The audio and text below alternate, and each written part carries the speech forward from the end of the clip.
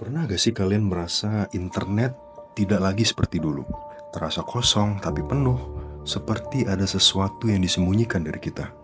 Kita pikir kita berbicara dengan manusia, tapi bagaimana kalau sebagian besar itu sebenarnya hanya mesin? Algoritma tanpa emosi, mengisi dunia maya dengan kepalsuan.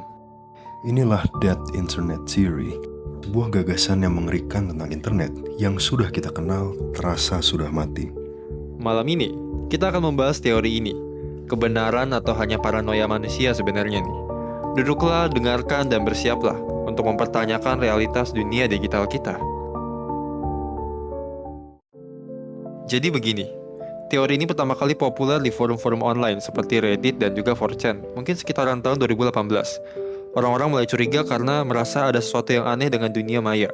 Misalnya kalian pernah nggak sih ngerasa kalau komentar di sosial media atau forum itu terasa aneh, kayak nggak alami atau kayak dibuat oleh mesin?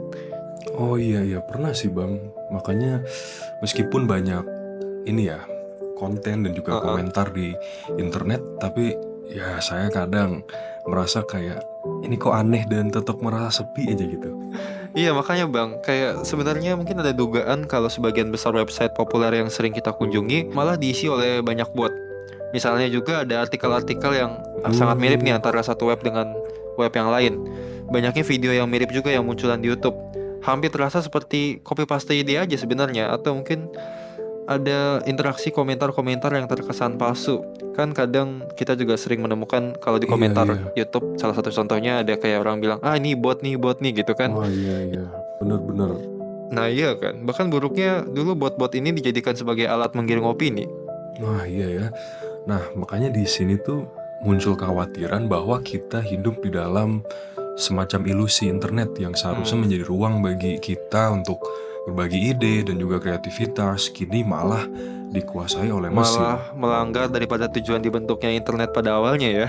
Iya gitu bang. Sekarang mari kita bedah lebih dalam lagi nih Bang. Internet pada awalnya dirancang sebagai tempat untuk berbagi informasi secara bebas kan. Namun dalam beberapa dekade terakhir, ada perubahan besar. Iya. AI mulai digunakan untuk membuat konten secara massal atau secara banyak. Nah iya, pikirin ini juga deh bang. Artikel berita, ulasan produk, bahkan musik dan seni digital sekarang ini bisa dihasilkan oleh AI hanya dalam hitungan menit bahkan detik. Tidak perlu keterampilan seni yang harus diasah selama bertahun-tahun. Ya, efisiensi ini luar biasa sih, tapi pernah gak sih kita terpikirkan dampak ke depannya Ya gitu? dampaknya sebenarnya jelas, konten yang kita konsumsi jadi kehilangan jiwa manusianya. Artikel mungkin informatif, tapi nggak ada emosi atau perspektif unik di dalamnya. Begitu pula dengan seni. Bagaimana kita Nah bisa iya kan? menikmati sesuatu yang sebenarnya dibuat Iya. oleh algoritma, bukan dibuat oleh manusia. Jadi kehilangan makna kan? Bukan dari pengalaman pribadi seorang seniman, dari Ah iya ekspresi benar. emosinya mungkin, ataupun hal-hal lainnya. Oke, kita berlanjut ke bahaya kehilangan keaslian.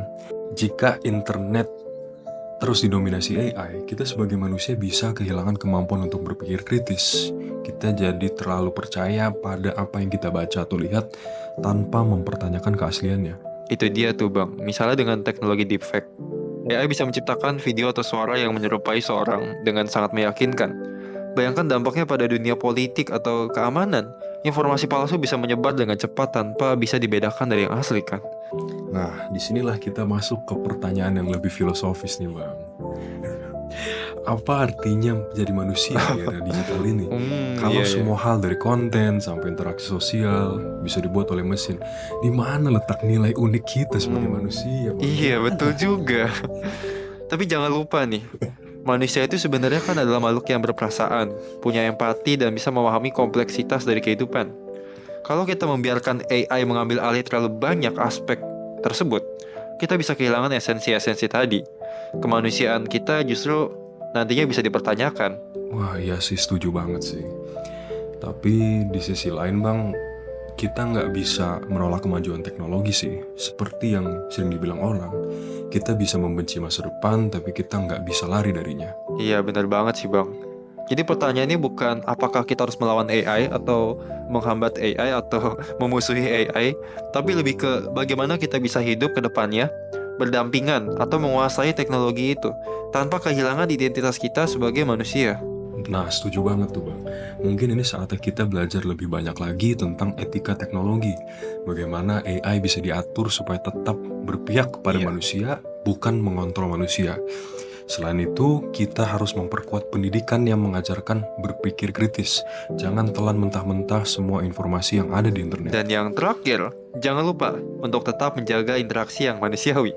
Teknologi bisa menggantikan banyak hal, tapi nggak ada yang bisa menggantikan pelukan, senyuman, atau percakapan langsung dengan orang yang kita sayangi atau kita pedulikan. Cie. Ah, bener banget, bener banget. Nah, jadi teman-teman, teori dead internet ini bukan cuma soal internet yang mati. Ini tentang bagaimana kita sebagai manusia harus menghadapi masa depan yang penuh tantangan dengan jauh lebih bijaksana. Oke, benar tuh. Jadi terima kasih sudah mendengarkan podcast malam ini sampai sekarang. Ingat, teknologi hanyalah alat, kita yang harus mengendalikannya, bukan sebaliknya. Ingat, teknologi hanyalah alat. Oke, sampai jumpa di episode berikutnya. Tetap kritis, tetap manusia, dan tetap waspada kawan-kawan.